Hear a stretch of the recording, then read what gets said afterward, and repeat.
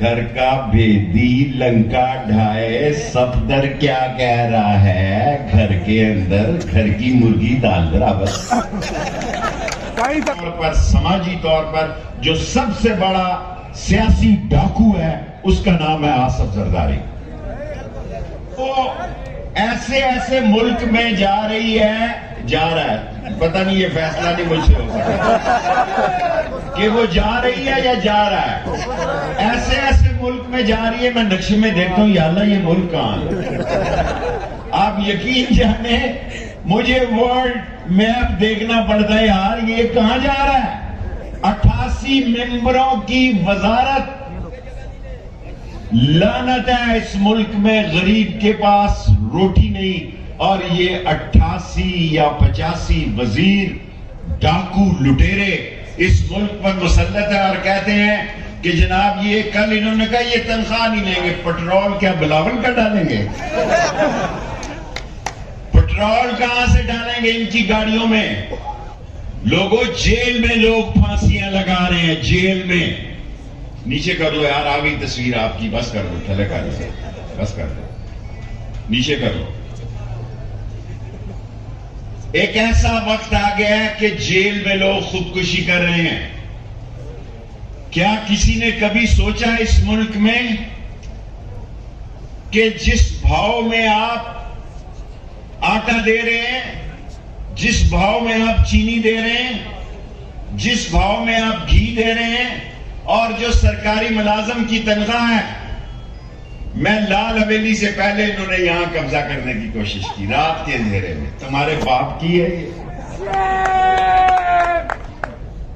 اگر ہمارے پاس نہ ہوتی تو اس شہر میں جتنے قبضہ گروپوں کے پاس جگہ تھی وہ ہم نے چھڑوا کے ان منشیات فروش اور جواریوں سے وہاں بیٹیوں کے اسکول اور کالج بنوائے۔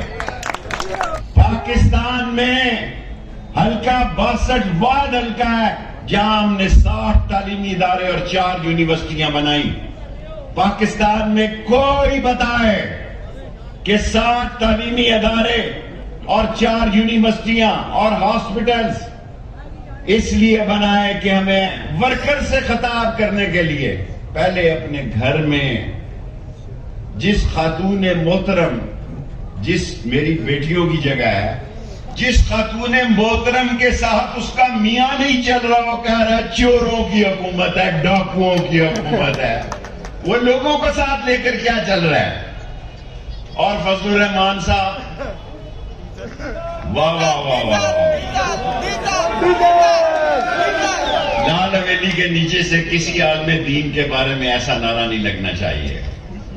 ہماری ایک روایت ہے، ہم ہر مکتبہ فکر کا احترام کرتے ہیں، خواہ وہ شیعہ ہے، خواہ وہ سنی ہے، خواہ وہ دیوبندی ہے، خواہ وہ سلوی ہے، خواہ وہ بوری ہے، خواہ وہ آغا خانی ہے۔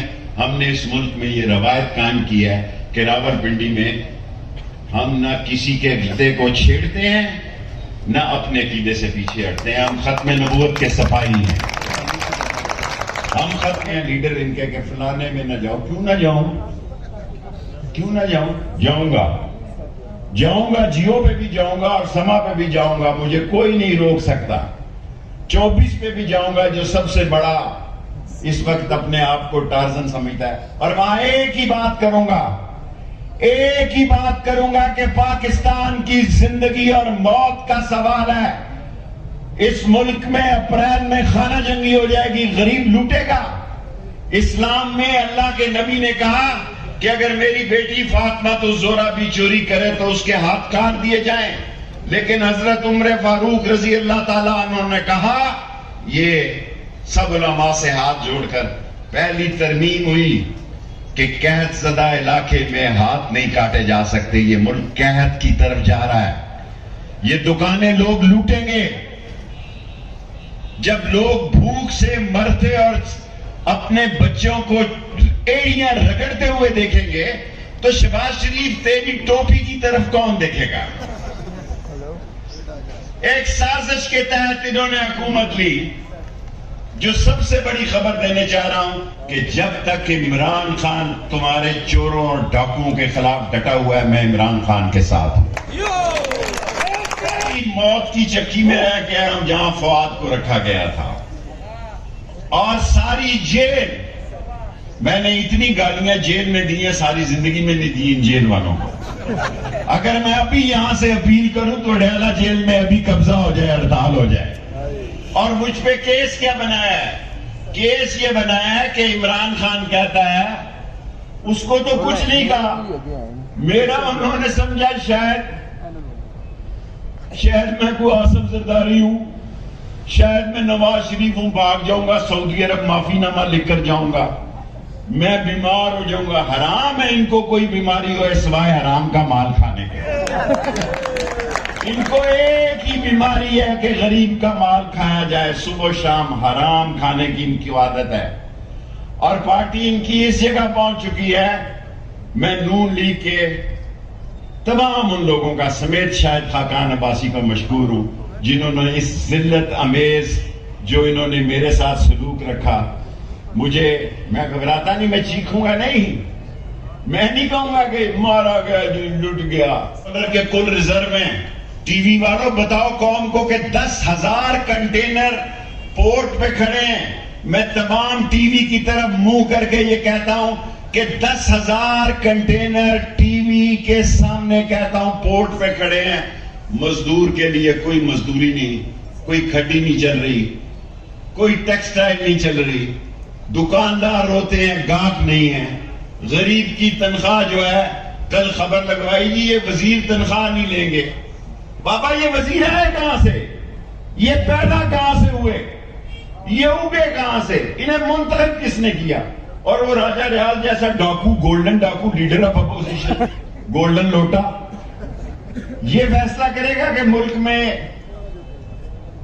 جو کیئر ٹیکر گورنمنٹ ہے کہاں ہوگی.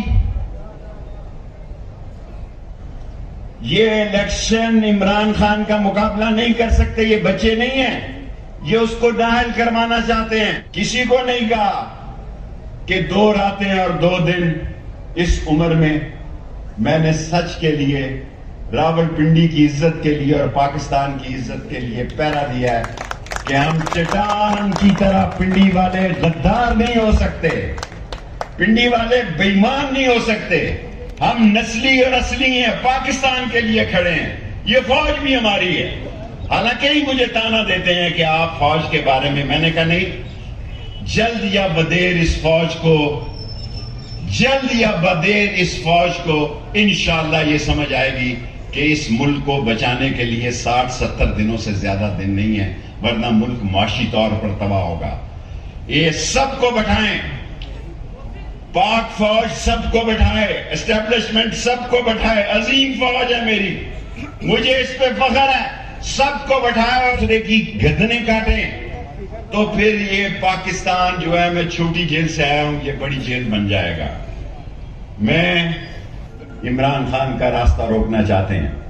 ان کا 3 رکنی ایجنڈا ہے. نمبر 1 عمران خان کو نااہل کیا جائے. نمبر 2 ان کا ایجنڈا ہے یہ ساری ٹی وی ریکارڈ کر لے کہ مرکز اور صوبے میں اکٹھے الیکشن کرائے جائیں. نمبر 3 ان کا ایجنڈا ہے, وہ بھی میں چھوڑ دیتا ہوں کیونکہ کل میں نے ہفتہ جانا, اتوار کو پریس کانفرنس کروں گا لاہور. ان کا ایجنڈا یہی ہے کہ یہ پی ڈی ایم الیکشن لڑنے کے لیے تیار نہیں ہے. ان کا پتہ ہے کہ عوام ان کو اتنی بری شکست دیں گے کہ یہ شکست اس سے بری کیا ہو سکتی ہے. کیا کہہ رہا ہے مہتاب عباسی, کیا کہہ رہا ہے شاہد خاقان, وہ کہہ رہا ہے جناب کہ کھیل ختم ہے, پیسہ. میں نہیں کہہ رہا. اور آپ کس چیز کے ورکر کنونشن کرا رہے ہیں؟ الیکشن کروائیں, جلسوں سے خطاب کریں, شادی گھروں میں آپ ورکر کنونشن کر رہے ہیں. اور میں آپ کو یقین سے کہتا ہوں یہ جو لوگ ان کے ورکر کنونشن میں ایک دوسرے کی برادری اور ایک دوسرے کے چہرے کی وجہ سے جا رہے ہیں, یہ بھی اندر سے عمران خان کے ساتھ. اور لوگوں, پنڈی کے لوگوں, میں آپ سب لوگوں کو کہتا ہوں تیاری پکڑو, اس ملک کو بچانا ہے, نبی کا جھنڈا بلند کرنا ہے, فوج کا امیج بحال کرنا ہے, تباہ نہیں کرنا. اداروں کا امیج بحال کرنا ہے، تباہ نہیں کرنا، اور اس ملک میں ہر قیمت پر الیکشن کرانے ہیں، جائے ہمیں جیلوں کے یہ پڑ رہا۔ روز گالیاں نکالتا تھا، ان کے کھانے چیک کرتا تھا غریب کے، 7,000 قیدی ہیں، صبح جا کے دیکھتا تھا ناشتہ ٹھیک ہے کہ نہیں ہے، وہ بھی تو ایک نیکی ہے۔ تیار ہو جاؤ راولپنڈی کے لوگوں، ہم نے سرفروش تنظیم بنائی تھی پاکستان بچانے کے لیے، جس میں راولپنڈی کے 7,000 لوگ تھے۔ آج میں اعلان کرتا ہوں کہ اب 7,000 کی بجائے 10,000 سرفروش اپنے آپ کو لال حویلی میں رجسٹر کرائیں، اسلام کے لیے، پاکستان کے لیے، غریب عوام کے لیے، افواج کے لیے، الیکشن کرانے کے لیے، عمران خان کی سپورٹ کے لیے لڑیں گے، مریں گے، جو اس کے لیے تیار ہے وہ آدمی۔ نعرہ تکبیر، نعرہ رسالت۔